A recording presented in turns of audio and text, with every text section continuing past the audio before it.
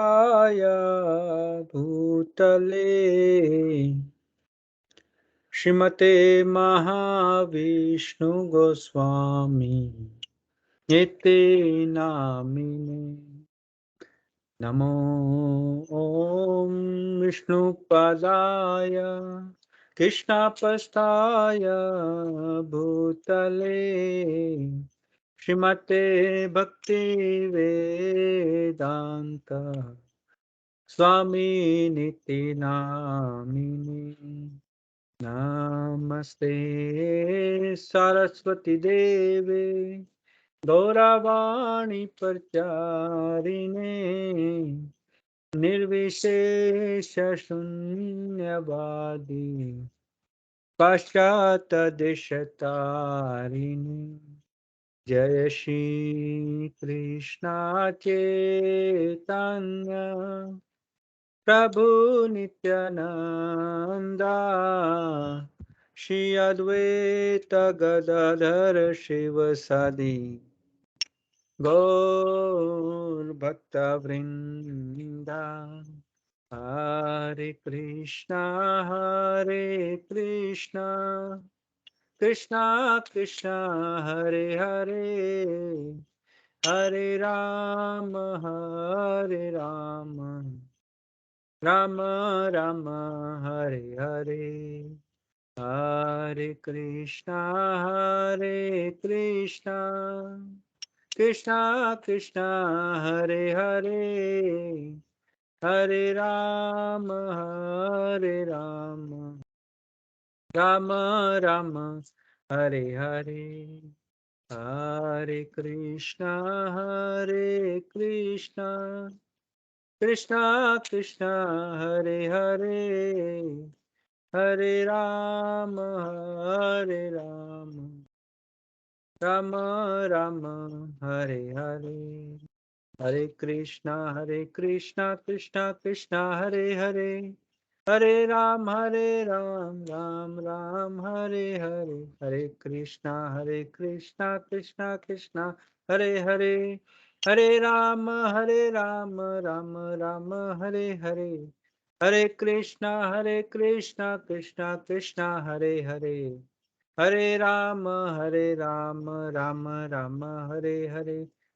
हरे कृष्णा कृष्णा कृष्णा हरे हरे, हरे राम राम राम हरे हरे। हरे कृष्णा कृष्णा कृष्णा हरे हरे, हरे राम राम राम हरे हरे। हरे कृष्णा कृष्णा कृष्णा हरे हरे, हरे राम राम राम हरे हरे। हरे कृष्णा कृष्णा कृष्णा हरे हरे, हरे राम राम राम हरे हरे। जय राधा गिरधरी राधा गिरधरी श्री राधे। जय राधा कुंज बिहारी राधा कुंज बिहारी श्री राधे।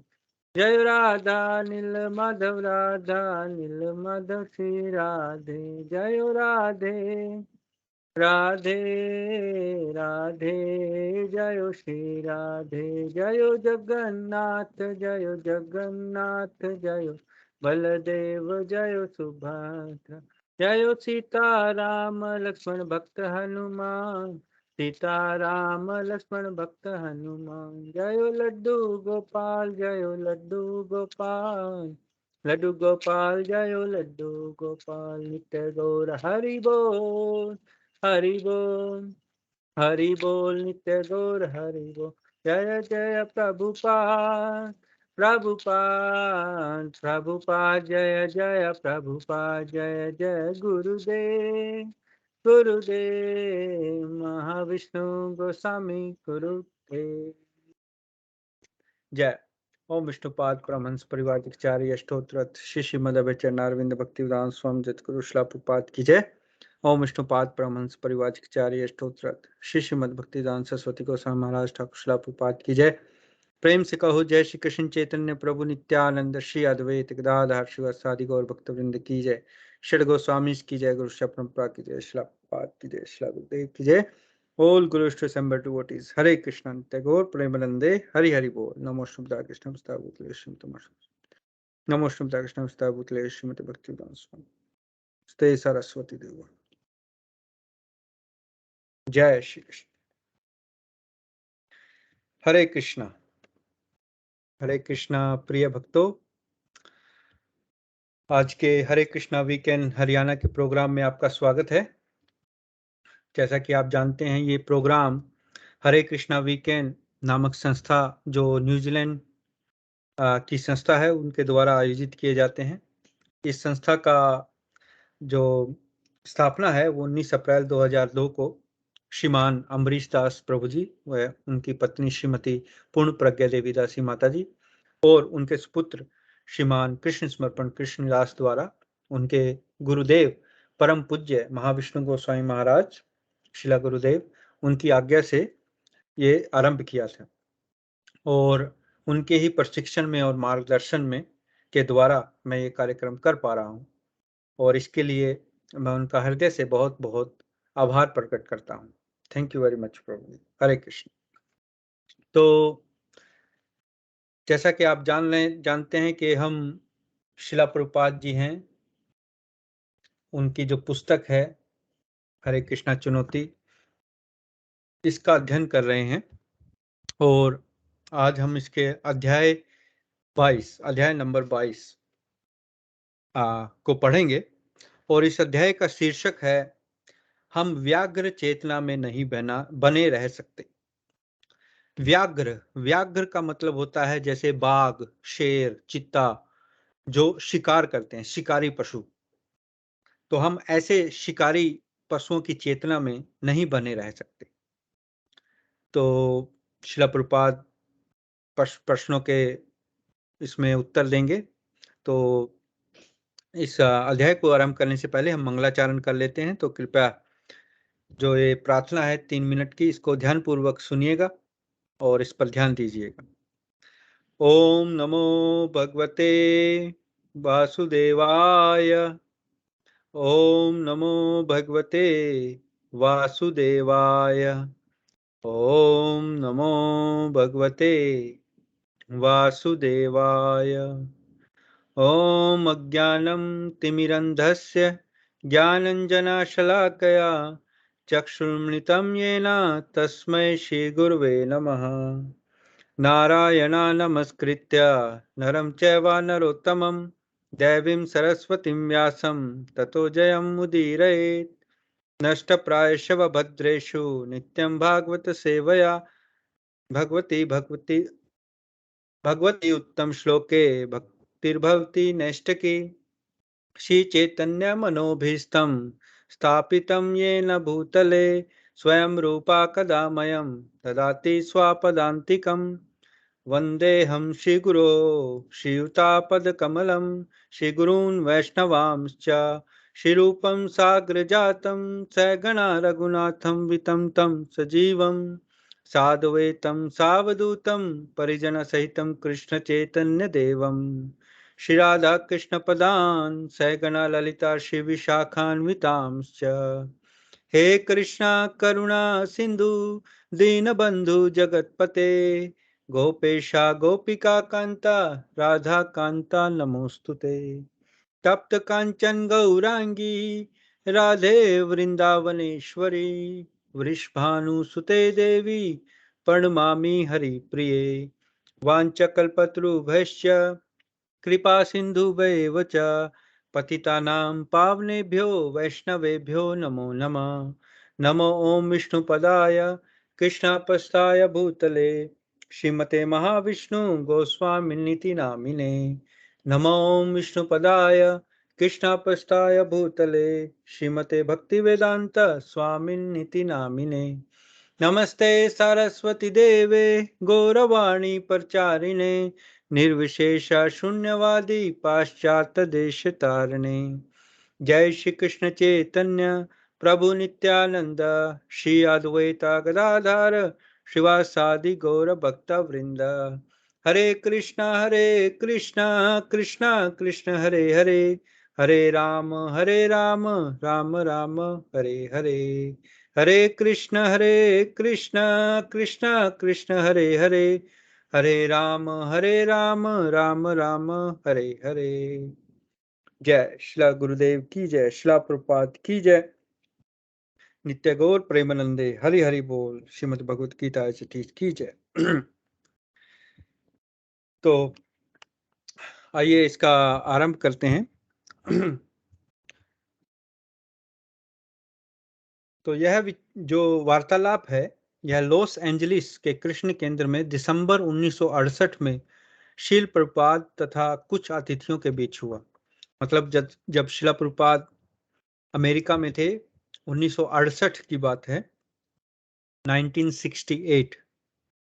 तो जब शिला प्रभुपाद अमेरिका में थे तो वहाँ जो मंदिर था, कृष्ण केंद्र था, वहाँ पर जो अतिथि हैं, जो गेस्ट हैं, वो आते थे, क्योंकि वो सब अंग्रेज थे। तो उन्होंने कभी भगवान कृष्ण के बारे में सुना नहीं था, कभी कोई किसी ने बताया नहीं, क्योंकि इधर अमेरिका में वेस्टर्न कल्चर में, जो पाश्चात्य देश हैं, यहाँ भगवान का नाम का इतना प्रचार नहीं था। तो कुछ अतिथि आए थे जिन्होंने शिला प्रभुपाद को कुछ प्रश्न किए हैं। तो जो पहला अतिथि है, उसने पूछा कि यदि मनुष्य पशुओं का मांस न खाएं तो संभवतः वे भूखे मर जाएं। शिला प्रभुपाद, आप पशुओं के भूखे मरने से इतने चिंतित क्यों हैं? आप अपनी परवाह कीजिए, आप परोपकारी मत बनिए। ओह, वे भूखे मरेंगे, अतः मैं उन्हें खा लूं, यह कैसा परोपकार है? भोजन तो कृष्ण प्रदान है। यदि कोई पशु भूख से मरता है तो यह कृष्ण की जिम्मेदारी है, कोई भूखों नहीं मरता। यह मिथ्या सिद्धांत है। क्या आपने किसी पशु को भूखे मरते देखा? ईश्वर के राज्य में किसी के भूखे मरने का प्रश्न ही नहीं है। हम अपनी ही इंद्रिय तुष्टि के लिए इन सिद्धांतों को बना रहे हैं। अफ्रीका तथा भारत के जंगलों में लाखों हाथी हैं और उन्हें एक बार खाने में 10 क्विंटल भोजन चाहिए। यह भोजन कौन दे रहा है? ईश्वर के राज्य में भूखे मरने का प्रश्न ही नहीं उठता। भूखमरी तो तथाकथित सभ्य मनुष्य के लिए है। तो यहाँ अतिथि ने पहला प्रश्न पूछा कि शिला प्रभुपाद, अगर हाँ मनुष्य जो है ये पशुओं को ना खाएं, पशुओं का मांस न खाएं, तो पशु तो इतने ज्यादा हो जाएंगे, वो भूखे मर जाएंगे। तो शिला प्रभुपाद बोल रहे हैं कि तुम अपनी चिंता करो, तुम पशुओं की क्या चिंता कर रहे हो? क्योंकि जो ईश्वर है, जो भगवान है, कृष्ण है, उन्होंने सबको पैदा किया है, वो सबके पिता हैं। भगवत गीता में श्री कृष्ण कहते हैं, हम बीज पदा प्रदा पिता, मतलब मैं बीज देने वाला पिता हूँ। मतलब सब जो योनियां हैं, 84 लाख योनियां हैं, और जितने भी प्राणी हैं, वो सब भगवान कृष्ण से आते हैं। तो कृष्ण हमारे परम पिता हैं। तो इसका मतलब तो जितने भी पशु पक्षी अन्य योनियां हैं, वो हमारे भाई बहन हुए। तो हम उनको कैसे मार कर खा सकते हैं? तो लेकिन यहाँ तो शिला प्रभुपाद ये बता रहे हैं कि तुम अपनी चिंता करो, तुम ऐसे सिद्धांत मन गढ़ंत क्यों बना रहे हो कि ओ, अगर हम पशुओं को नहीं मारेंगे तो उनकी संख्या बढ़ जाएगी, तो हाँ हम उनको मारकर खा लें। तो ऐसा कुछ नहीं है, क्योंकि भारत के और अफ्रीका के जंगलों में हजारों हाथी हैं, लाखों हाथी हैं। तो इस दुनिया में तो भगवान उनके लिए भी तो भोजन की व्यवस्था करते हैं। इतने कई कई क्विंटल वो खाते हैं हाथी। तो उनको कौन दे रहा है भोजन? तो उनको भी तो भगवान भोजन दे रहे हैं ना। लेकिन ये भुखमरी का जो कॉन्सेप्ट है, ये आज की सभ्यता का है, क्योंकि लोगों का लालच बढ़ गया है, और लालच की वजह से वो लोग इकट्ठा करते हैं, वो भंडारण कर लेते हैं अनाज का और भोजन का, ताकि उसको अधिक दामों पर बेच सकें। तो जिससे भुखमरी और ये अकाल या भुखमरी, ये ऐसी ऐसी चीजें होती हैं। अकाल तो चलो प्रकृति का प्रकोप है, लेकिन जैसे कि आपने देखा होगा, कभी प्याज, हरी सब्जियां, प्याज और ये सब मार्केट में सस्ता हो जाता है, और कभी बहुत महंगा हो जाता है, और जब किसान के पास से जाना होता है तो वो सस्ता होता है। तो इसका मतलब कुछ जमाखोर होते हैं, जो कहने के तो सभ्य इंसान है, वो इंसान है, पशु नहीं है, लेकिन फिर भी वो मुनाफिकखोर हैं और मुनाफे के लिए वो ऐसा करते हैं, और जिससे कि वो एक सिचुएशन, एक स्थिति पैदा कर देते हैं जिससे किसी चीज की कमी हो जाए, अनाज की कमी हो जाए या किसी फल की, सब्जी की किसी की कमी हो जाए। तो लेकिन ये भगवान की जो सत्ता है उसमें ये ऐसा नहीं है, सिर्फ मनुष्य जो हैं वो ऐसा करते हैं। तो अतिथि पूछता है, यदि मनुष्य मांस खाने के लिए नहीं होता तो प्रकृति में अन्य पशु क्यों वध करते हैं? मतलब यहाँ अतिथि पूछ रहा है कि अगर मनुष्य मांस खाने के लिए नहीं बना तो दूसरे पशुओं को देखते हैं वो भी शिकार करते हैं, तो वो शिकार क्यों करते हैं फिर? वो क्यों मांस खाते हैं? पशु क्यों मांस खाते हैं? तो शिला प्रभुपाद पूछते हैं, क्या आप अन्य पशु हैं? अतिथि, हाँ, हम सभी पशु हैं। शिला प्रभुपाद, क्या आप अपनी गणना पशुओं में करते हैं? क्या आप अपने को पशु के समान मानते हैं? अतिथि, हाँ, हम सभी पशु हैं। शिला प्रभुपाद, नहीं, बिल्कुल नहीं। आप भले ही हों, हम तो नहीं हैं। क्या आप अपना वर्गीकरण पशुओं में करना चाहेंगे? अतिथि, मुझे लगता है कि मैं पशुओं से बेहतर नहीं हूँ। मैं ईश्वर के सभी प्राणियों का आदर करता हूँ। शिला प्रभुपाद, आप सबों का आदर करते हैं और पशुओं का वध करते हैं। अतिथि, यदि मनुष्य मांस खाने के लिए नहीं है तो फिर प्रकृति में पशु एक दूसरे को क्यों खाते हैं? तो यहाँ वो जो अतिथि है वो पूछ रहा है कि अन्य पशु क्यों मारकर खाते हैं? और शिला प्रभुपाद पूछ रहे हैं कि क्या आप अन्य पशु हैं? क्या तुम पशु हो? तो उसने बोला कि हाँ, हम तो पशु हैं। क्यों? क्योंकि हमें पढ़ाया गया है कि मनुष्य एक सामाजिक पशु है ना? तो उससे हमारे दिमाग में बैठ गया कि हम भी पशु हैं। तो शिला प्रभुपाद कहते हैं कि तुम पशु होंगे, हम पशु नहीं हैं। तो पशु मतलब एक थ्योरी है यहाँ कि मनुष्य कहाँ से आया? मनुष्य बंदर से आया है ना?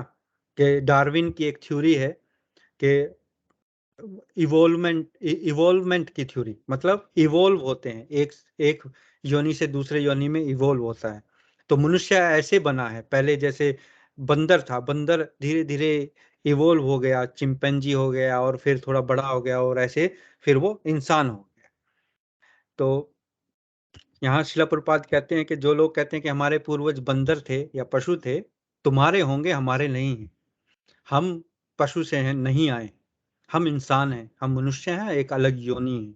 84 लाख योनियां हैं, तो उनमें से योनि मनुष्य की भी है और अन्य पशुओं की भी है। तो यहाँ लेकिन जो अतिथि है वो पूछ रहा है, दूसरा प्रश्न पूछ रहा है कि यदि मनुष्य मांस खाने के लिए नहीं बना तो फिर प्रकृति में पशु एक दूसरे को क्यों खाते हैं, मारकर क्यों शिकार करते हैं? तो शिला प्रभुपाद, जब पशु एक दूसरे को खाते हैं तो वे प्रकृति के नियमों का पालन करते हैं। जब आप मांस खाते हैं तो आप प्रकृति के नियम को तोड़ते हैं। तो अतिथि पूछता है, क्या? वो बड़े हैरानी से पूछता है कि अगर पशु कर रहे हैं तो ठीक, और अगर हम मार रहे हैं तो हम कैसे नियम तोड़ रहे हैं? तो शिला प्रभुपाद, उदाहरणतः जैसे बाघ होता है, शेर होता है, कभी अनाज के लिए दावा नहीं करेगा, ओ आपके पास इतना अन्न है, मुझे थोड़ा सा अन्न दे दीजिए। यदि आपके पास सैकड़ों बोरी तो भी वह इसकी तनिक भी परवाह नहीं करेगा, किंतु वह पशु पर झपट्टा मारेगा। यह उसका स्वभाव है। किंतु आप अन्न, फल, दूध, मांस तथा जो भी उपलब्ध है उसे क्यों ग्रहण करते हैं? यह क्या है? आप न तो पशु हैं और न मनुष्य। आप अपनी मानवता का दुरुपयोग कर रहे हैं। आपको सोचना चाहिए मेरे लिए खाने योग्य क्या है। बाघ मांस खा सकता है, वह आखिर बाघ है, किंतु मैं बाघ नहीं, मैं तो मनुष्य हूँ। यदि मेरे पास ईश्वर प्रदत्त प्रचुर अन्न, फल, शाक तथा अन्य वस्तुएं हैं तो मैं बेचारे पशु का वध क्यों करूं? क्या यह मानवता है?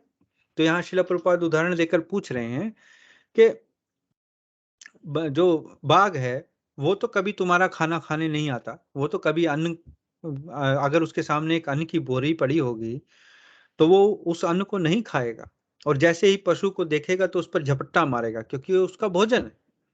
तो जैसे प्रकृति में जो योनियां बनाई गई हैं वो योनियों का एक आहार बनाया गया है ना? एक चक्कर होता है कि जैसे बड़ी मछली छोटी मछली को खाती है, और ऐसे शेर हिरण को खाता है, हिरण घास को खाता है ना? तो ऐसे एक चक्र है, एक प्राणी दूसरे प्राणी पर आश्रित है। तो यहाँ जो योनि है उस योनि के आधार पर भोजन बनाया गया है। तो लेकिन मनुष्य तो सब कुछ खा लेता है। वो कच्चा मांस भी खा लेता है, वो चमगादड़ भी खा लेता है, वो इंसान भी खा लेता है, इंसानों को इंसान भी खा लेता है। तो इसका क्या मतलब हुआ? तो ना तो इंसान ना पशु, हम तो अपनी जो मानवता है उसका दुरुपयोग कर रहे हैं। तो ये मानवता तो नहीं है। आगे शिला प्रभुपाद बता रहे हैं, आप तो पशु के साथ मानव हैं। यदि आप अपनी मानवता भुलाते हैं तो आप पशु हैं। अतः हम केवल पशु नहीं हैं, हम पशु के साथ मानव हैं। यदि हम मानवता के गुण को बढ़ाते हैं तो हमारा जीवन पूर्ण है, किंतु यदि हम पशुता में रहते हैं तो हमारा जीवन अपूर्ण है। अतः हमें अपनी मानव चेतना यानी कृष्ण भावनामृत को बढ़ाना है। यदि आप कृष्ण द्वारा प्रदत्त अनेक प्रकार की खाद्य वस्तुएं खाकर शांतिपूर्वक अच्छे ढंग से रह सकते हैं, तो आप किसी पशु का वध क्यों करें? तो यहाँ शिला प्रभुपाद यही बता रहे हैं कि हम पशु नहीं हैं। हम अपनी चेतना को अगर नीचे गिरा देंगे तो हम पशु के लेवल पे चले जाएंगे, और अगर हम उसको ऊपर बढ़ाएंगे तो हम भगवान के सानिध्य में चले जाएंगे। तो इसको, जो अन्य वस्तुएं हमारे पास उपलब्ध हैं, उनको खाकर भी हम जीवित रह सकते हैं। आगे शिला प्रभुपाद बता रहे हैं, इसके अलावा भी वैज्ञानिक दृष्टि से आपके दांत सब्जी खाने के लिए बने हैं। बाघ के दांत मांस खाने के लिए होते हैं। प्रकृति ने उसे ऐसे बनाया है। उसे अन्य पशुओं को मारना पड़ता है, अतः उसके नाखून होते हैं, दांत होते हैं, शक्ति होती है। किंतु आप में उतनी शक्ति नहीं। आप एक गाय को बाघ की तरह झपट्टा मारकर नहीं खा सकते, नहीं मार सकते। आपको कसाई घर बनवाने पड़ेंगे, बुच्चड़ खाने बनाने पड़ेंगे, और अपने घर पर बैठे रहना पड़ेगा। और यदि कोई दूसरा व्यक्ति गाय को मारकर उसकी हत्या कर कर उसका मांस आपको बेचेगा और फिर आप उसको खाएंगे, तो यह क्या है? आप भी बाघ बनिए, आप भी शिकारी बनिए, फिर आप भी गाय के ऊपर झपट्टा मारकर उसको खाकर दिखाइए। ऐसा तो आप नहीं कर सकते ना। तो यहाँ शिला प्रभुपाद यही बता रहे हैं कि जैसे शिकारी जो जानवर होते हैं वो शिकार करते हैं झपट्टा मारकर, है ना, किसी भी जानवर को, हिरण को, गाय को, वो उसके ऊपर हमला करके उसके गर्दन यहाँ से ऐसे करके उसको खाते हैं, कच्चा मांस खाते हैं। तो लेकिन हमने तो बड़े बड़े बुच्चड़ खाने बनाए हुए हैं जहाँ हजारों गायें एक साथ कटती हैं, हजारों भेड़ें एक साथ कटती हैं, और फिर उनका मांस फ्रीजर में लगा के अच्छी तरह पैकिंग करके आपकी सुपरमार्केट में जाता है, वहां से फिर आप खरीदते हैं, फिर अपने घर पर अच्छे से बनाते हैं। तो ये क्या है? ऐसे तो प्रकृति में कोई नियम नहीं है। ऐसे तो प्रकृति में कोई पशु नहीं करता कि किसी पशुओं ने बड़े बड़े कसाई घर बनाए हों, नहीं। तो जो पशु मांस खाने के लिए बने हैं उनको भगवान ने वैसा शरीर दिया है, शक्ति दी है। तो आपको तो ऐसा कुछ नहीं दिया, तो आप ऐसा क्यों कर रहे हैं? शिला प्रभुपाद बता रहे हैं। तो अतिथि पूछ रहा है, तो आप प्रकृति के नियमों में विश्वास नहीं करते। मेरे विचार से प्रकृति का नियम हर एक के लिए समान रूप से लागू होता है। शिला प्रभुपाद, प्रकृति के नियम द्वारा बाघ उसी तरह बनाया जाता है, अतः वह वैसा कर सकता है, आप नहीं कर सकते। आपका स्वभाव भिन्न है, आप में विवेक है, अंतरात्मा है। आप अपने को सभ्य मानव कहते हैं, अतः आपको इन सब का उपयोग करना चाहिए। यही कृष्ण भावनामृत है, पूर्ण चेतन मानव जीवन जो तो चेतन की पूर्णता तक उठने के लिए बना है, और यही कृष्ण भावनामृत है। हम बाघ की चेतना में नहीं रह सकते, यह मानवता नहीं है। तो यहाँ शिला प्रभुपाद उसका अच्छे से यही प्रश्न का उत्तर देते हैं कि बाघ को वैसे, उसके शरीर को वैसे बनाया गया है। हमें तो बुद्धि दी है, हमें विवेक दिया है, बुद्धि से बढ़कर विवेक, ताकि हम डिसीजन ले सकें क्या अच्छा है क्या बुरा है। हम अपने अंतरात्मा की आवाज सुन सकते हैं। आपने देखा होगा जब भी आप कोई कार्य करते हैं तो आपको एक अंतरात्मा की आवाज सुनाई देती है। वो क्या है? वो परमात्मा है। हमारे सबके हृदय में परमात्मा का वास है ना। भगवत गीता में भगवान कहते हैं कि वो सभी जीवों के और सभी भूतों के अंदर वास करते हैं, उनके अंदर उनका वास होता है। तो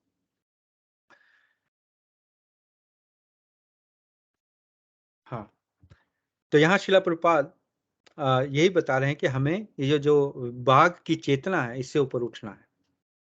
तो दूसरा अतिथि जो उनके साथ दूसरा अतिथि आया था, उसने क्या पूछा, क्या हम ऊपर से नीचे गिरे हैं या हम पौधों तथा पशुओं से ऊपर आए? शिला प्रपात, हाँ, स्वभावतः आप ऊंचे से नीचे गिरे हैं, आध्यात्मिक जगत से भौतिक जगत में आए हैं और तब निरंतर योनियों में पहुंचे हैं। जब आप उन्नति करते हैं तो पुनः इस मनुष्य रूप को पाते हैं। यदि आप अपनी उच्चतर चेतना का उपयोग करते हैं तो इससे भी ऊंचे जाते हैं, आप ईश्वर के पास जाते हैं। किंतु यदि आप अपनी उच्चतर चेतना का उपयोग नहीं करते तो पुनः नीचे चले आते हैं। तो यहाँ दूसरे अतिथि पूछ रहे हैं कि क्या हम नीचे से ऊपर गए हैं या ऊपर से नीचे आए हैं? मतलब जैसे पौधों से, फिर पशुओं से, फिर मनुष्य में आए। तो शिला प्रभुपाद कहते हैं कि हम ऊपर से नीचे गिरे हैं, क्योंकि हम सब आत्माएं हैं तो भगवान का अंश हैं। तो पहले हम भगवान के पास थे तो हमने इच्छा की भगवान से कि हमें भी स्वतंत्र होना है, हमें भी भगवान की तरह भोग करना है। तो भगवान ने इस भौतिक जगत का निर्माण किया और हमें यहाँ भेज दिया।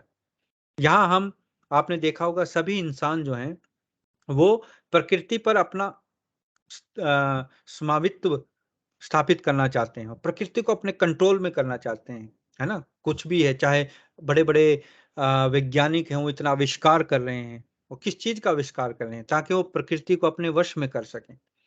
लेकिन ये तो भगवान की प्रकृति है, तो ये किसी के वश में थोड़ी होगी। लेकिन यहाँ हम कोशिश कर सकते हैं और कुछ थोड़ी बहुत ही चीज़ें हम कर भी पाते हैं, जैसे हवाई जहाज़ बना लिए, हम एक स्थान से दूसरे स्थान पर उड़कर चले जा सकते हैं। अब क्या फ़ोन बन गए, मेरी फ़ोटो आपको दिख रही है इतनी दूर बैठे हुए, है ना? तो ऐसे कुछ प्रकृति के नियम हैं और प्रकृति के ऐसे जो चीज़ें हैं जिन पर हम कंट्रोल मनुष्य ने पा लिया है, लेकिन वो कुछ हद तक है। तो जो स्वतंत्रता है वो पूर्ण स्वतंत्रता नहीं है। कि जैसे जैसे मैं पहले बच्चा था, जवान हूँ, फिर बूढ़ा हो जाऊँगा, तो इसके ऊपर तो मेरा कोई कंट्रोल नहीं हुआ, है ना? हर एक मनुष्य बूढ़ा होगा, फिर उसकी मृत्यु होगी और उसको फिर अपना शरीर बदलना पड़ेगा। इसके ऊपर तो कोई कंट्रोल नहीं हुआ।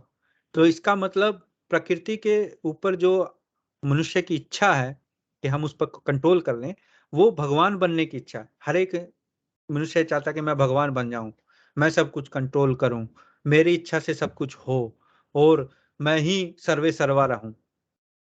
तो ऐसी इच्छा जो है, वो स्वभावतः हमारे पतन का कारण है।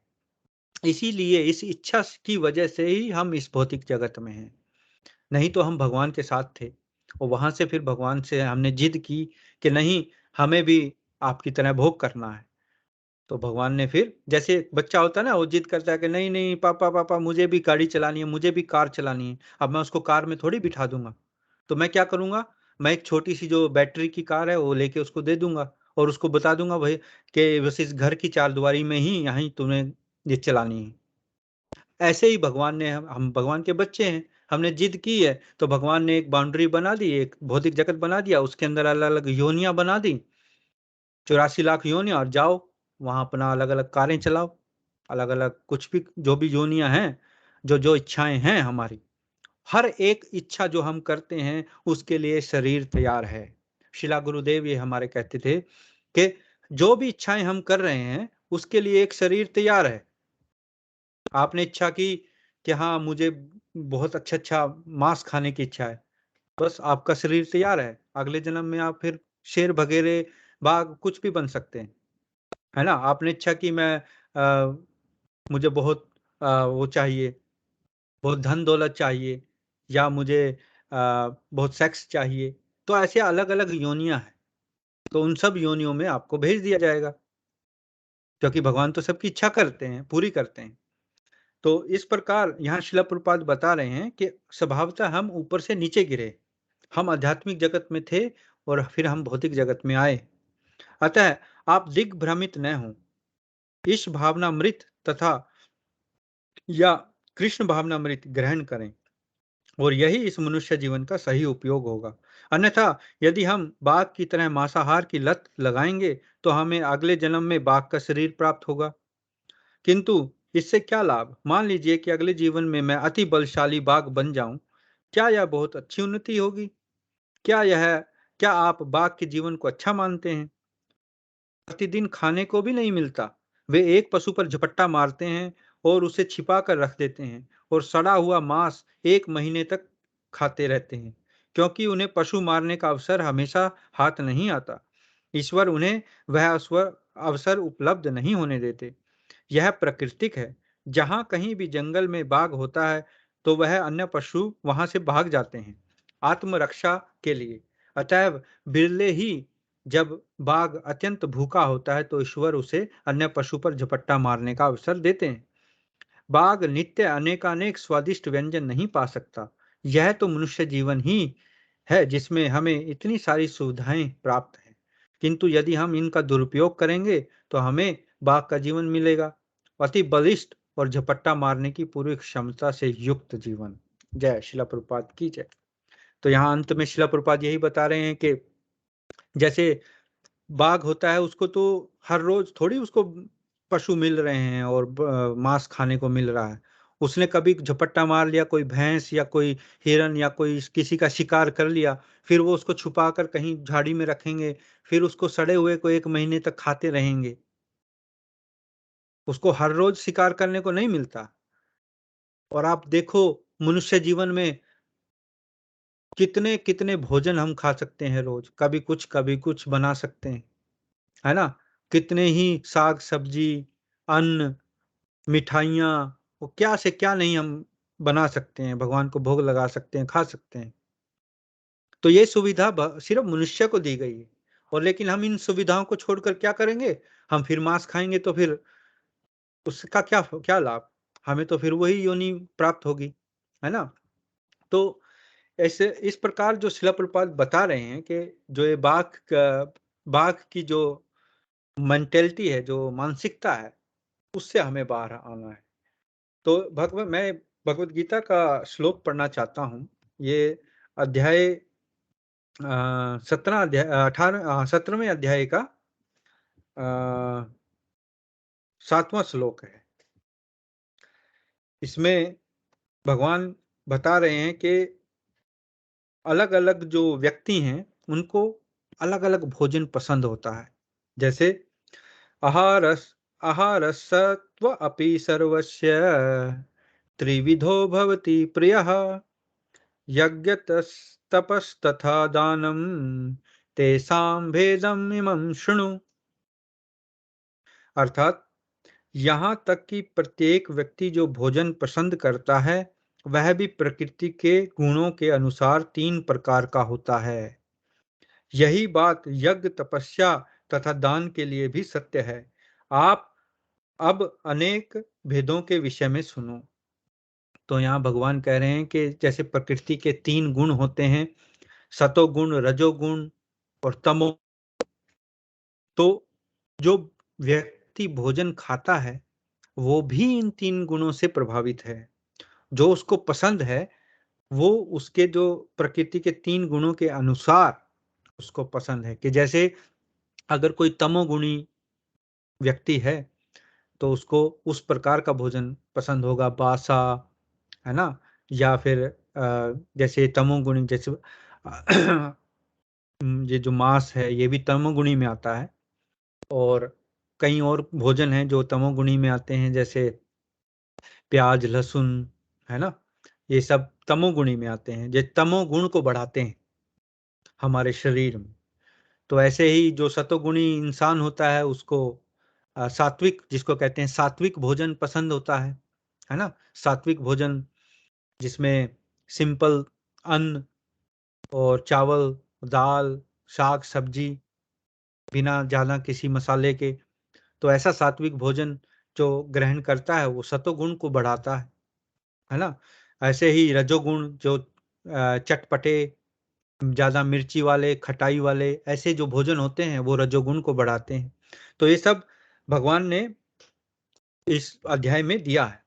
तो इस श्लोक में भगवान कहते हैं कि जैसे खाना होता है, ऐसे ही यज्ञ, तपस्या और दान, ये 3 भी इन 3 गुणों से होते हैं।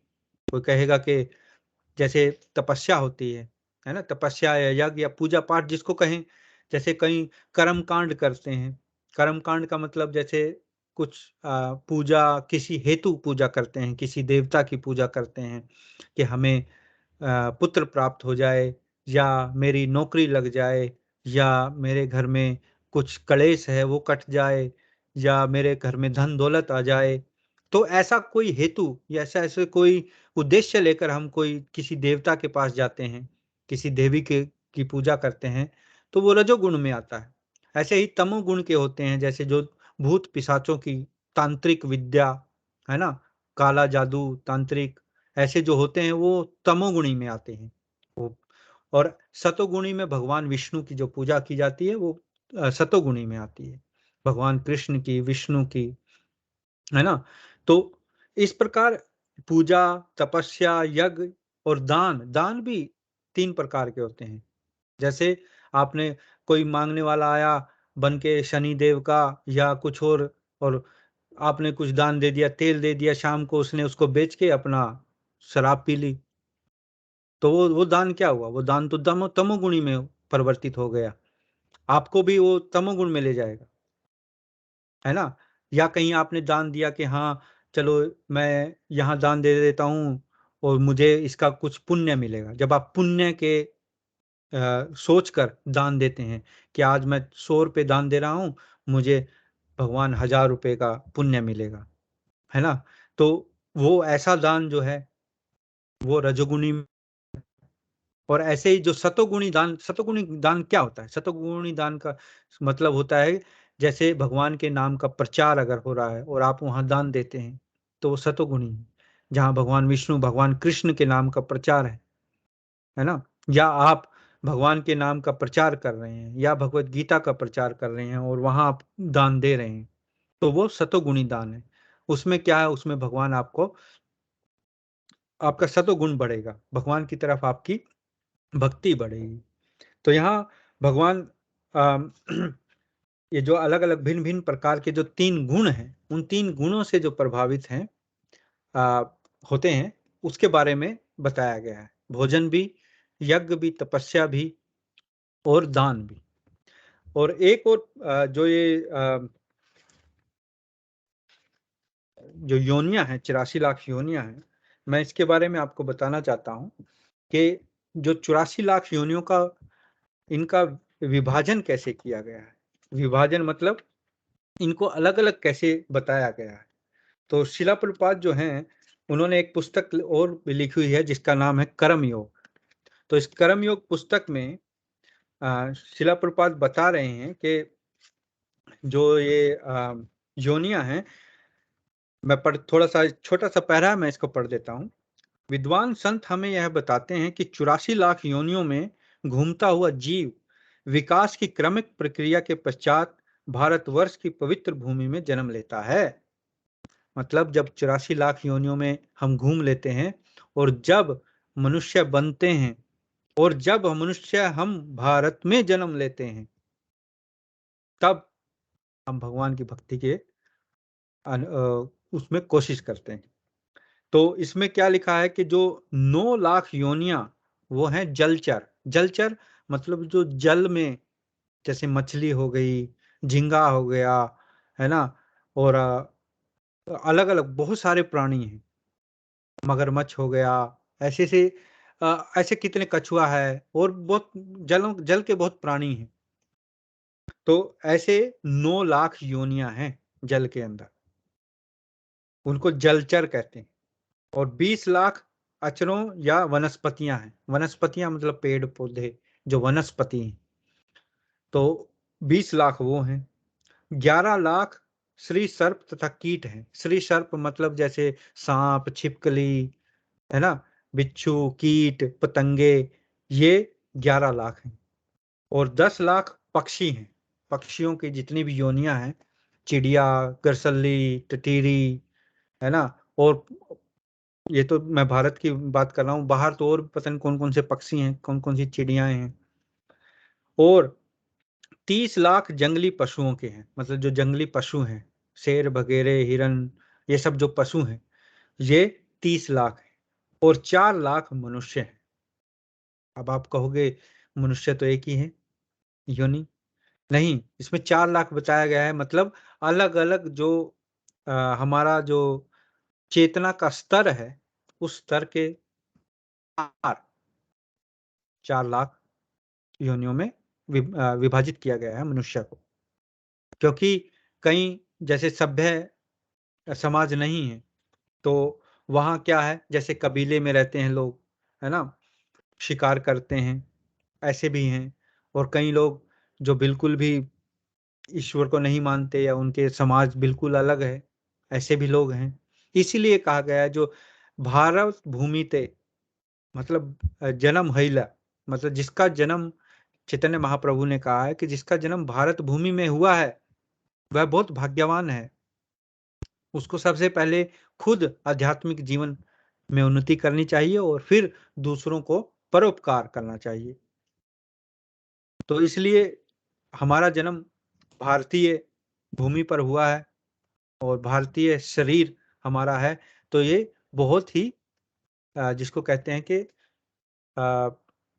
रेयर है, मतलब ये आसानी से प्राप्त नहीं होता है। क्यों? क्योंकि यहाँ भारत में इतने ऋषि मुनियों की भूमि रही है, जितने भी अवतार हुए हैं भगवान के यहीं हुए हैं, तो भगवान की विशेष कृपा भारतवर्ष पर है। वृंदावन यहाँ है, मथुरा यहाँ है, जहाँ भगवान आए हैं 5000 वर्ष पूर्व। तो कितने ही धाम भगवान के यहाँ हैं, भगवान की लीलाएं यहाँ हुई हैं। तो इसलिए भारत भूमि बहुत पवित्र मानी जाती है।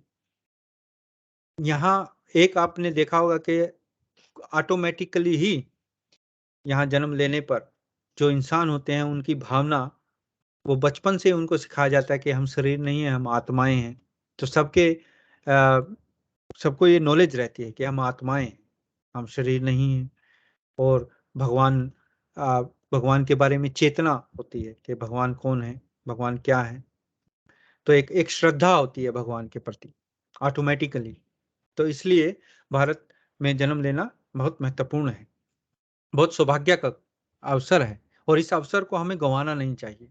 ये अवसर हमें मिला है, इसलिए हमें भगवान की भक्ति पहले खुद जाननी चाहिए, खुद करनी चाहिए, और दूसरों का परोपकार भी करना चाहिए। जैसे शिला प्रभुपाद ने किया, वो अमेरिका में गए, वेस्टर्न वर्ल्ड में गए, वहां उन्होंने कृष्ण भावनामृत का प्रचार प्रसार किया, और वहां से पूरे वर्ल्ड में भगवान कृष्ण के नाम का प्रचार हो रहा है।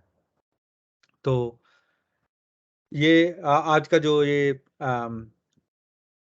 अध्याय था वो यहीं समाप्त होता है।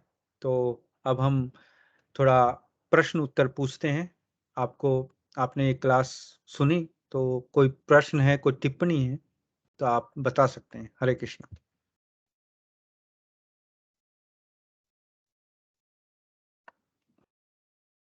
हरे कृष्ण प्रभु जी, हरे कृष्ण। बहुत बहुत धन्यवाद आपका। कैसे शिला प्रभुपाद जी ने इस तथ्य को साबित कर दिया है कि जो एक मनुष्य शरीर है वो मांसाहार खाने के लिए नहीं बना, वो हमारा मनुष्य शरीर शाकाहार के लिए ही बना है, और जो भी इसका ग्रोथ है वो शाकाहार भोजन के साथ भी वैसे ही हो सकती है। प्रश्न तो कोई नहीं है मेरा, बट मैं थोड़े एग्जांपल देना चाहती हूँ कि जैसे यहाँ वेस्टर्न वर्ल्ड में तो कितना बहुत ज़्यादा है मांसाहार लोग का एक मेन डाइट है। उनको लगता है कि अगर वो नहीं खाएंगे तो उनको प्रोटीन नहीं मिलेगा या कुछ भी। तो पर मैं देखती हूँ कि उनके ग्रोथ में, और जो एक है हम हैं जो हम शाकाहारी जिनका जीवन रहा है हमेशा से, क्योंकि लोग कहते हैं कि उससे आयरन मिलता है तो आपकी आंखों की जो नज़र है वो अच्छी रहती है, या आपको प्रोटीन मिलता है, आप एक्टिव। पर ऐसा मैंने रियलाइज़ नहीं करा कि हाँ, ये सब सच है, क्योंकि एक शाकाहारी भोजन में सब कुछ वो है जो एक मांसाहार, ऑल्दो के जो नॉन वेजिटेरियन है, जो मांसाहार खाने वाले हैं, उनको इतनी सारी बीमारियों का वो इनवाइट करते हैं, इतना मतलब अनहेल्दी खा के, जो कि डाइजेस्ट नहीं हो पाता इतना। और हम देखते हैं कि कैसे कितनी तरह-तरह की बीमारियां शरीर को लग जाती हैं मांसाहार खाने से। तो मैं यही शिला प्रभुपाद का बहुत धन्यवाद करती हूँ कि कैसे उन्होंने इस तथ्य पे कितना डिटेल में बताया है कि कितना ज़रूरी है, और कि कैसे ये सच है कि हमारा शरीर सिर्फ़ इसी भोजन के लिए बना है। हरे कृष्ण। थैंक यू, धन्यवाद। इस टिप्पणी का। हाँ, शिला प्रभुपाद ने बहुत अच्छे से बताया कि कैसे जो माँ, क्योंकि हमें ऐसे लगता है, क्योंकि हम भारतीय बैकग्राउंड से आए हैं, तो हमें लगता है कि क्यों बार बार मांसाहार का जिक्र हो रहा है ना, क्यों बार बार वही टॉपिक, फिर दोबारा फिर वही। वो इसलिए कि यहाँ जो वेस्टर्न वर्ल्ड है, यहाँ मांसाहार के बिना जीवन असंभव सा लग रहा है इन लोगों को। इसलिए शिला प्रभुपाद बार बार इस टॉपिक को शुरुआत में बता रहे हैं, क्योंकि जो गेस्ट अभी आते हैं वो भी यही प्रश्न पूछते हैं, क्योंकि उनके लिए मांस छोड़ना एक, समझो, जीवन खत्म हो गया, जीवन का समाप्त हो गया उनका जीवन, जीवन से मतलब सब कुछ चला गया, क्योंकि वो सोच ही नहीं सकते। तो इसलिए शिला प्रभुपाद से जो बार बार प्रश्न पूछे गए हैं, हमें ऐसे लग सकता है, क्योंकि हमें क्या, हम बचपन से हमने नहीं खाया, हमारा जो परवरिश है वो ऐसे ही हुई है, तो हमें ऐसे लगता है कि ये तो एक नॉर्मल चीज है, लोग क्यों खाते हैं मांस, पता नहीं क्यों खाते हैं, क्योंकि हम तो खाते नहीं। तो इसलिए हमें लगता है, लेकिन दूसरों को नहीं लगता, जो इस परिवेश में पैदा हुए हैं और पले बढ़े हैं। लेकिन फिर भी भगवान के नाम की इतनी शक्ति है, भगवान के प्रसाद की इतनी शक्ति है कि शिला प्रभुपाद ने उनको भी भक्त बना दिया, उनको भी वैष्णव बना दिया, उनको भी शाकाहारी बना दिया, है ना। तो ये क्योंकि सबके हृदय में भगवान है, सभी प्राणियों के हृदय में भगवान है। 15वें अध्याय के 15वें श्लोक में भगवान कह रहे हैं, सर्वस्य चाहम हृदय सन्निविष्टम।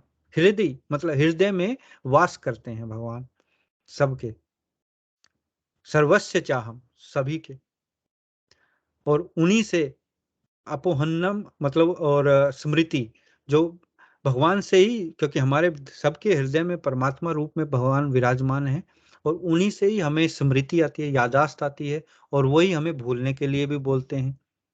इमेजिन करो, मुझे अपने सारे जन्मों का अगर अभी याद होती तो मैं तो पागल हो जाता।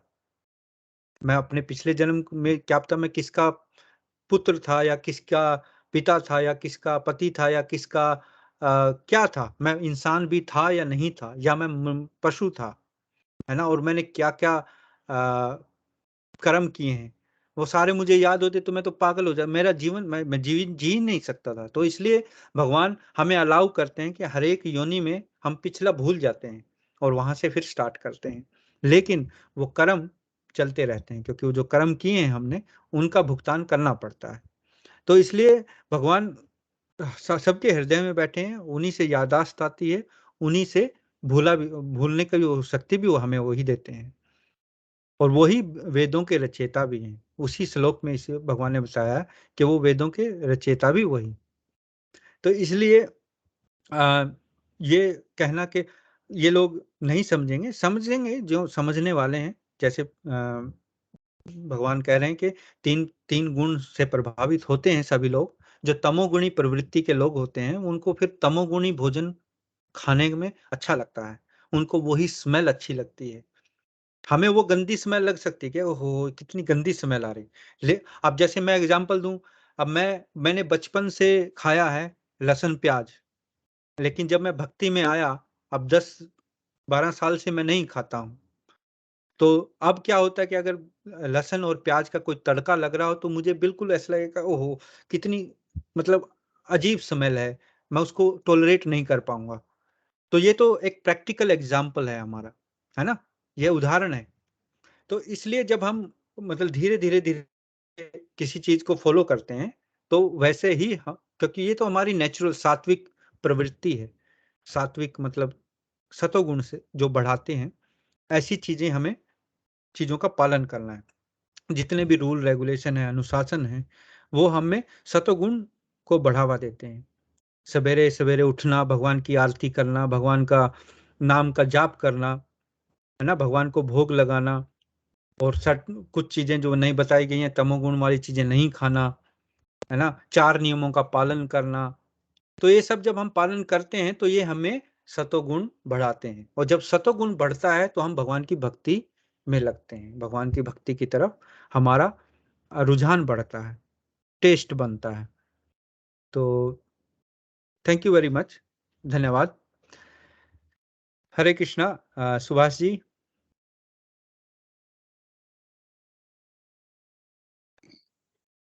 हरे कृष्णा प्रभु जी। हरे कृष्णा। आपने सुना आज का क्लास? हाँ, आज का क्लास सुना अच्छे से। और प्रभु जी आज का क्लास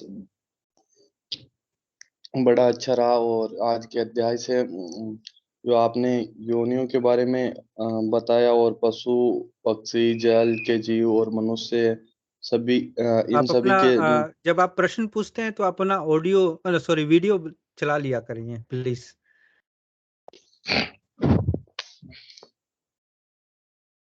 हाँ जी ठीक। हरे कृष्ण। पशु और जल जीव आदि सभी के बारे में बताया। एक ये हाँ आज के अध्याय से की। और सबसे बड़ी चीज जो अम, सत्वगुण के बारे में बताया प्रभु जी आपने। हम्म सत्वगुण और तमो गुणी दान और इन सब के बारे में बताया। ये अच्छे से क्लियर हुआ कि तमोगुणी दान ये कि हम्म हम जिसको दान देते हैं वो वापस से गलत काम में लग जाते हैं। तो हम्म। हाँ हमें बहुत इसका सोच समझ कर दान भी बहुत सोच समझ कर देना चाहिए।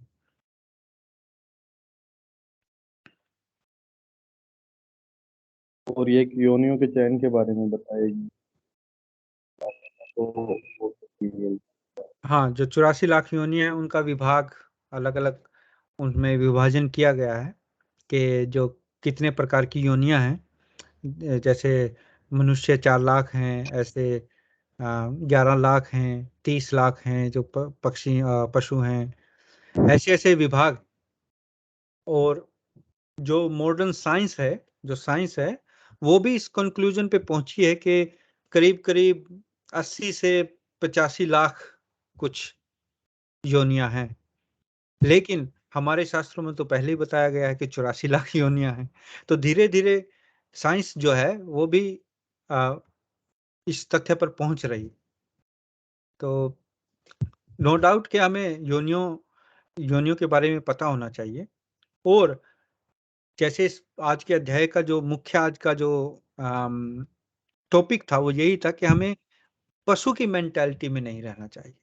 कि जो हमारी मेंटालिटी है, जो हमारा दिमाग है सोचने का, वो हमेशा ये नहीं होना चाहिए कि बस हम पशु लेवल पे रहें। नहीं, हमको ऊपर उठना है, हमें मनुष्य लेवल पे रहना है।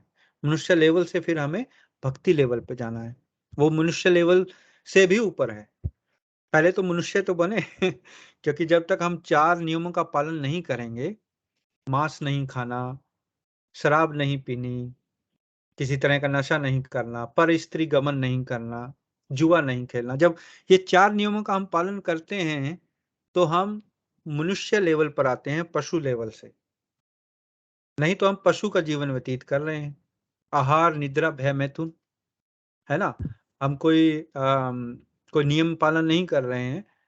तो जब तक हम नियमों का पालन नहीं करते तब तक हम मनुष्य लेवल पर नहीं आते हैं। और मनुष्य लेवल पर, मनुष्य के स्तर पर आने के बाद हम भक्ति कर सकते हैं, भक्ति की ओर बढ़ सकते हैं।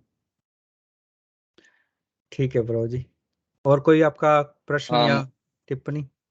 परेशान नहीं है आप तो। क्या पिछले एक महीने से काफी रेगुलर क्लास में थोड़ा डिस्टरबेंस हो रहा था मेरे। अब अच्छा। वो सारी चीजें दूर हो जाएगी क्योंकि नहीं, एक आपने महीने से काफी। आपने बताया कि आपकी तबीयत भी ठीक नहीं थी, कुछ आपका व्यस्तता भी थी। तो कोई बात नहीं, होता है अप एंड डाउन। लेकिन आप रेगुलर सुनते हैं उससे भी बहुत लाभ होता है। और आप भाग लेते हैं क्लास में, तो ये भी अच्छी बात है। और आप प्रश्न पूछते हैं। प्रश्न असल में क्या होता है कि जितना ज़्यादा हम प्रश्न पूछेंगे और टॉपिक पे बात करेंगे उतना फिर हमारी समझ में आता है ना। अगर हम, क्योंकि क्या है कि आज के टाइम में खाली मैं नहीं प्रचार कर रहा हूँ, बहुत सारे और अन्य भक्तगण भी प्रचार करते हैं। और यूट्यूब पे आपने देखा होता है बहुत सारी क्लासेस भी होती हैं, बहुत सारे आ, सत्संग हैं। तो हम अब जो सुनते रहते हैं, लेकिन जब तक हम प्रश्न नहीं करेंगे, हम कोई वार्तालाप नहीं करेंगे, तब तक वो हमारे अंदर नहीं जाएगा। उससे फिर हम अपने जीवन के प्रैक्टिकल जो उदाहरण होता है ना, उसमें कैसे हम उसको लगाएं, तब उसके बारे में प्रश्न पूछ सकते हैं। जैसे हमें दिक्कत हो रही है कि प्रभु जी मैं मांस खाना नहीं छोड़ सकता, चलो हम जितने भी प्रतिभागी हैं यहाँ तो कोई मांस नहीं खाता है, लेकिन अगर कोई प्रश्न पूछ सकता है, किसी को ये दिक्कत हो कि मैं कैसे छोड़ूं, फिर उसके बारे में कुछ उदाहरण दिए जा सकते हैं, कुछ अगर कोई पूछे तब। तो इसलिए पूछना जरूरी होता है कि हाँ ये मैं इसको हम अपने जीवन में कैसे प्रयोग करें ना। ये प्रश्न हमें अपने आप से पूछना चाहिए, मुझे भी पूछना चाहिए, सबको पूछना चाहिए कि जो शिला प्रभुपाद बता रहे हैं या भगवत गीता में भगवान बता रहे हैं उसको मैं अपने जीवन में कैसे उतारूं, ये कैसे मेरे से रिलेटेड है। मैं जैसे 3 विभाग में भगवान ने बताया, दान, तपस्या, यज्ञ, ये सब 3 गुणों के आधार पर रहते हैं। तो उसको मैं अपने जीवन में कैसे मैं उससे यही शिक्षा मिलती है कि हमें दान बड़ी सोच समझ के देना है ना? मतलब तमोगुण में अगर देंगे तो तमोगुण हमें भी बढ़ाएगा, हमारे अंदर भी तमोगुण बढ़ेगा, रजोगुण बढ़ेगा, है ना? तो ऐसे ही जो तपस्या है या पूजा पाठ है तो हमें देख के करना चाहिए, है ना? भगवान कृष्ण की, भगवान विष्णु की आराधना करनी चाहिए ताकि हम इन जो प्रकृति के 3 गुण हैं इनसे ऊपर उठ सकें। अंततः हमें तो ये भौतिक जगत से जाना है ना, हमें भौतिक जगत की चीजें ही अगर हम मांगते रहेंगे, हमें ये भी दे दो, हमें वो भी दे दो, तो हम यहीं फंसे रहेंगे ना। तो इसलिए बहुत जरूरी है प्रश्न पूछने, टिप्पणी करना, वार्तालाप करना। तो बहुत अच्छा आप करते हैं। हाँ, बहुत अच्छा। इसमें थोड़ा ये हम अभी क्या है, इस महीने तो थोड़ी प्रॉब्लम्स रही सारी, तो अभी अब वापस से अब से कोई दिक्कत होगी नहीं, तो वो कोई छोटे बात। छोटे डिस्टर्बेंस है वो सारे दूर हो गए अब क्या। हाँ हम मुझे क्लास में भी होते रहते हैं, तो थोड़ा उसकी हाँ, वजह से डिस्टर्बेंस हैं, लेकिन अब इसका इस वीक पर्पस से यही सारे दूर हो गए। हाँ, उद्देश्य ही यही होता है सत्संग का। इसमें हमारे संशय दूर होते हैं, हमारे जो प्रश्न होते हैं उनके उत्तर मिलते हैं। उससे क्या होता है कि फिर हम हमारी श्रद्धा बढ़ जित खेल सारा श्रद्धा का है। अगर मेरा 100% विश्वास श्रद्धा भगवान पर है तो बस हो गया। प्रॉब्लम यही रहती है कि हमारा 100% विश्वास नहीं होता है भगवान के ऊपर, है ना? हमें पता है कि भगवान कृष्ण भगवान हैं, वही सबके मालिक हैं, लेकिन क्या वो हम प्रैक्टिकल अपने जीवन में उसका पालन कर रहे हैं? नहीं, अभी नहीं। उसी की प्रैक्टिस चल रही है, उसी का ही ये धीरे-धीरे जब हम भक्ति की लाइन पर चलते हैं, तो हम उसी लेवल पर पहुँचते हैं कि जहाँ जो एक सच्चा भक्त होता है, जो शुद्ध भक्त होता है, वो 100% भगवान के ऊपर आश्रित रहता है। भगवान उसको दुःख दें, भगवान उसको सुख दें, भगवान उसको किसी भी स्थिति में रखें, भगवान उसको एक झोपड़ी में रखें या भगवान उसको महल में रखें, उससे उसको कोई फ़र्क नहीं पड़ता। वो सिर्फ़ भगवान के ऊपर आश्रित रहता है। ये हमें अम, जो म वृंदावन में जो गोपियाँ हैं, उनके उदाहरण से हमें पता चलता है, क्योंकि वो 100% वो भगवान के ऊपर ही आश्रित थे। जब भी कोई अ, आपदा आती थी या कोई राक्षस आता था या कोई दैत्य आता था या कोई भी चीज़ संकट आता था, वो सिर्फ़ भगवान कृष्ण को पुकारते थे। जब इंद्र ने पूरे वृंदावन को डुबोने के लिए इतनी सारी वर्षा वहाँ भेजी, तो सब भगवान की शरण में गए और भगवान ने फिर गोवर्धन पर्वत अपनी उँगली पर उठा लिया, है ना?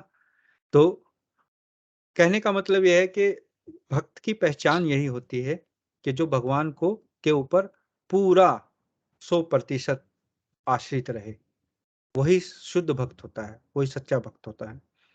और ये श्रद्धा का खेल है।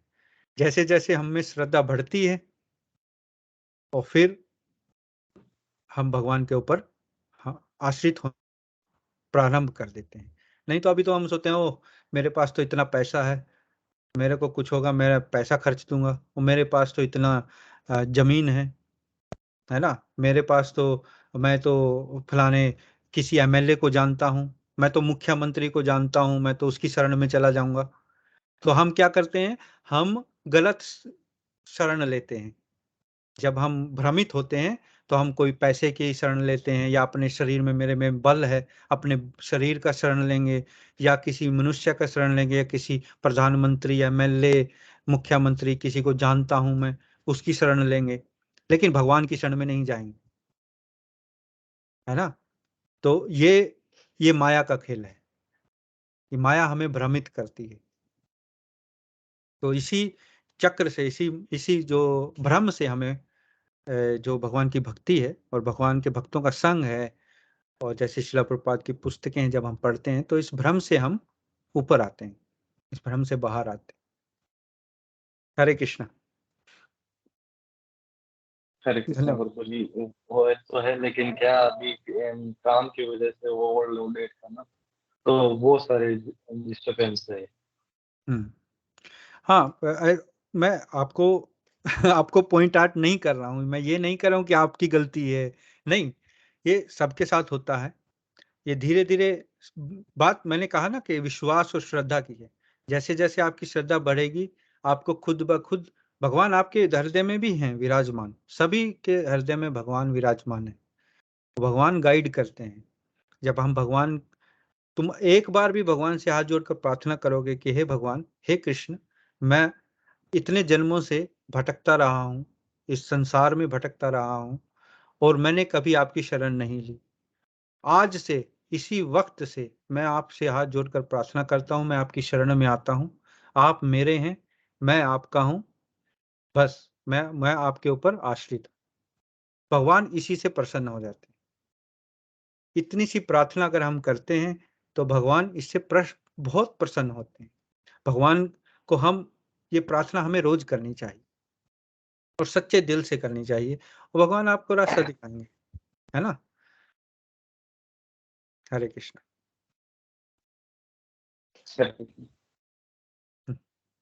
धन्यवाद। हरे कृष्णा। और अशोक जी, आप बिजी हैं?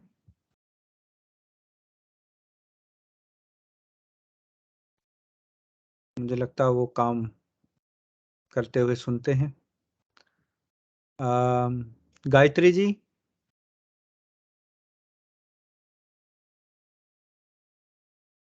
हरे कृष्णा। जो गेस्ट यूजर हैं उनका नाम नहीं आ रहा है, तो मुझे लगता वो शायद गायत्री जी हैं या कोई और हैं। आप अपना परिचय दे सकते हैं। ओ, हरे कृष्णा। सोनिका जी। हरे कृष्णा। कैसे हो आप? हाँ जी, ठीक है, बहुत बढ़िया। आपने क्लास सुनी आज की? हाँ, मैंने सुनी पूरी, बस मैं वीडियो ऑडियो ऑफ रखती हूँ अपना। हाँ, कोई बात नहीं, जब प्रश्न करते हैं तब हम्म, थोड़ा पता लग जाता है कि कौन है, हाँ? ऐसे पता नहीं लगता, नाम नहीं आता है ना आपका। अच्छा, नाम पता नहीं। हाँ, तो आपके कोई प्रश्न है, कोई टिप्पणी है आज के विषय के बारे में, जो मांसाहार है, पशु योनियां हैं? हाँ, बस मेरा यही है कि कंसेप्ट थोड़ा और डीप लेके जाओ। ये तो ठीक है। ऊपर वाली चीजें हैं, और डीप लेके जाओ, क्योंकि आपने जो चीज पकड़ी है ना भगवान को बुलाने वाली, वो बहुत बड़ा concept है। अभी ऊपर ऊपर नहीं, काफी टाइम हो गया ऊपर ही है। अच्छे से नीचे जाओ मैंने और गहरे, और मैंने इसके बारे में पहले ही बताया कि हमें ये लगता होगा कि ये क्या है, हम तो खाते नहीं है, ये तो बात वैसे ही चल रही है ना, हाँ, ऊपर ऊपर चल। हाँ, लेकिन इसका एक जब हम इसके बारे में थोड़ा बैठकर सोचते हैं कि खाली ऐसे बहुत हजारों लाखों लोग ऐसे हैं जो जीवन को सोचते ही नहीं है बिना मांसाहार के, उनका जीवन ही मांसाहार पे है ना। तो वैसे अगर हम इस तरीके इस नजरिए से देखें, इसको कहते हैं ओपन माइंडेडनेस, है ना। अगर हम नैरो करके चलते हैं कि नहीं नहीं, हमें तो बस इतनी चीज से ऊपर ही बात करनी है, तो ओपन माइंडेडनेस होती है कि when you look around you, क्योंकि हम लोग तो यहाँ रहते हैं ना, हम देखते हैं यहाँ क्या चलता है, कैसे लोग जीते हैं, कैसे बिहेव करते हैं। लेकिन चलो, फिर भी आपने इतनी ऑब्जर्वेशन की, इतनी भी बहुत है। लोग इतना भी सुनना पसंद नहीं करते हैं वो चाहते हैं कि हमें बस जो अपने मतलब का है बस वैसे ही सुन के और अपना चल दो, है ना। जो इम्पेशंसनेस जो है, वो इंसान को सीखने से रोकती है। जब हमें पेशेंस रहता है, धैर्य रहता है, तो हम फिर सीखते हैं। ठीक, हरे कृष्णा। हरे कृष्णा। ठीक है, चलो अभी फिर हम इसका समापन करते हैं, आज का जो प्रोग्राम है। और अभी जो प्रार्थना है वो हम गाएंगे। मैं बच्चों को बुलाता हूँ और फिर प्रार्थना के बाद इसका समापन करेंगे।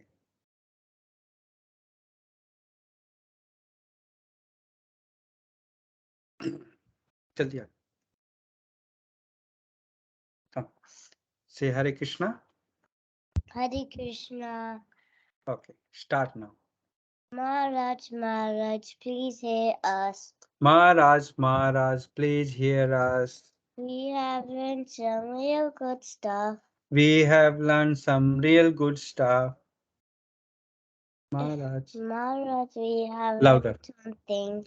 Maharaj, we have learned one thing. And today for you we will sing. And today for you we will sing. If a room is dirty. No, clean. If a room is clean. If a room is clean. If a room is clean. Then our mind is clean. Then our mind is clean. If our mind is clean. If our mind is clean. We can do anything. We can do anything. If a room is dirty. If our room is dirty.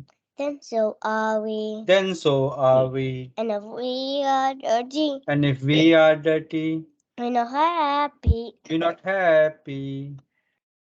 Wasting time Wasting time is the greatest crime. is the greatest crime. Because wasted time Because wasted time means a wasted mind. means a wasted mind. So best is your time. So best use your time when you're in your prime. when you are in your prime. When your whole And your whole life will be sublime. will be sublime.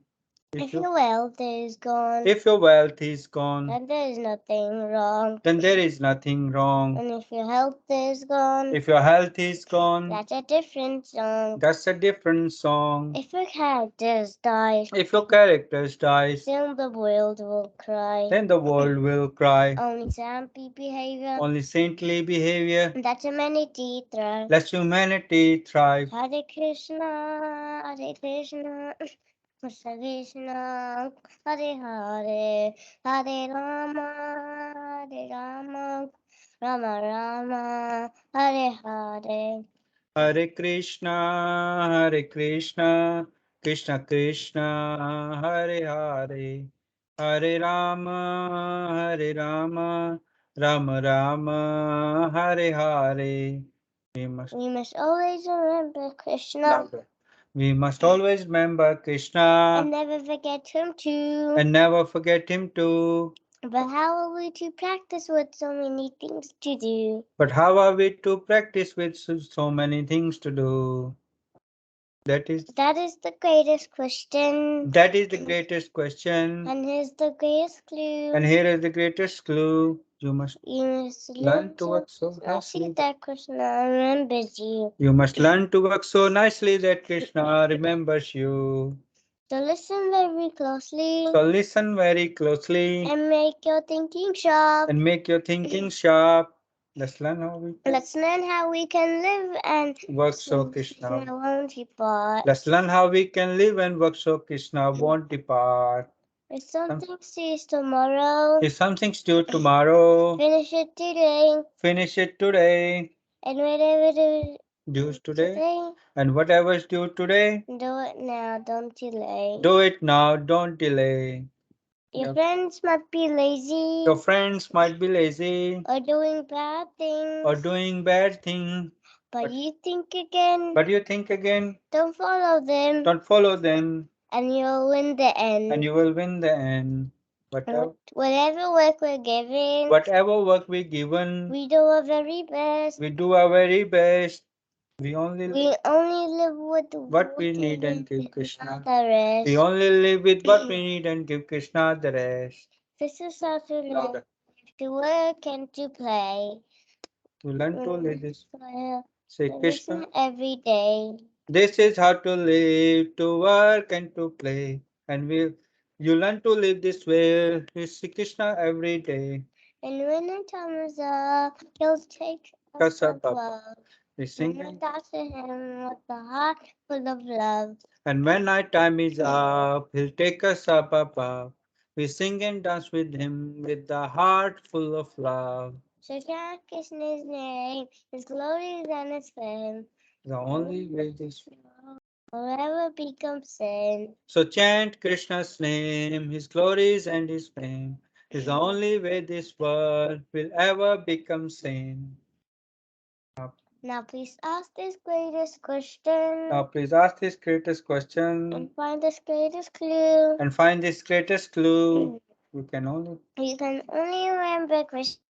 You can only remember Krishna If Krishna remembers you. if Krishna remembers you. Hare Krishna, Hare Krishna, Krishna Krishna, Hare Hare, Hare Rama, Hare Rama, Rama Rama, Hare Hare. Hare Krishna, Krishna Krishna, Hare Hare, Hare Rama, Rama Rama, Hare Hare.